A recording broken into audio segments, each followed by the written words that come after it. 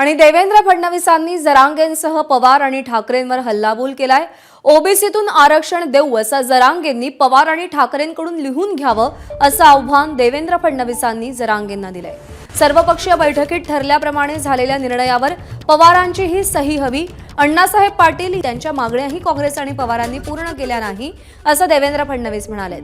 मराठा आरक्षणाची मागणी भाजपनं पूर्ण केली होती याचा उच्चारही देवेंद्र फडणवीस यांनी केलेला आहे। आणि मी एकच सवाल मी काँग्रेसलाही विचारला, शरद पवारांनाही विचारला आणि उद्धव ठाकरेंनाही विचारला आणि मी जरांगे पाटलांना देखील आव्हान केलं की त्यांनी केवळ या तीन पक्षांना मदत करायची आहे तर या तीन पक्षांकडून लिहून घ्यावं की ते निवडून आल्यानंतर ओबीसीतनं मराठा समाजाला आरक्षण देतील, हे त्यांनी लिहून द्यावं। त्यांनी लिहून दिलं तर जरांगे पाटलांनी त्यांना मदत करावी।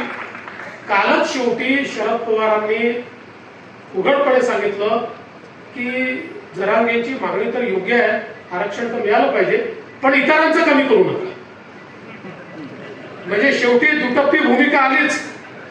आता प्रश्न एवढाच आहे की यांना एक्सपोज केलं पाहिजे, हे जेवढे दुटप्पी भूमिकेवाले लोक आहेत। कारण राज्य सरकारने सर्वपक्षीय बैठक बोलवली, त्या बैठकीमध्ये माननीय शरद पवार साहेबांनी सही केली आहे। एक संयुक्तिक निवेदन आहे, ज्या निवेदनामध्ये माननीय शरद पवार साहेबांनी सही केली आहे, अंबादास दानवेंनी सही केली आहे, नाना पटोलेंनी सही केली आहे आणि त्या निवेदनात हे म्हटलेलं आहे की मराठा समाजाला आरक्षण दिलं पाहिजे पण ओबीसीच्या आरक्षणातून नाही दिलं पाहिजे, याच्यावर त्यांची सही आहे। ओबीसीचं आरक्षण बाजूला ठेवून मराठा समाजाला आरक्षण द्या याची सर्वसंमतीनं त्या ठिकाणी शरद पवारांच्या सहीचा कागद हा आज आपल्या सरकारकडे।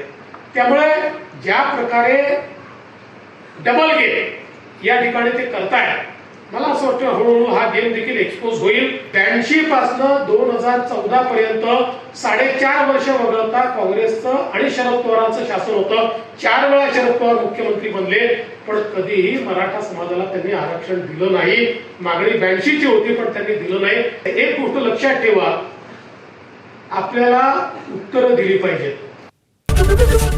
एबीपी माझा, उघडा डोळे बघा नीट।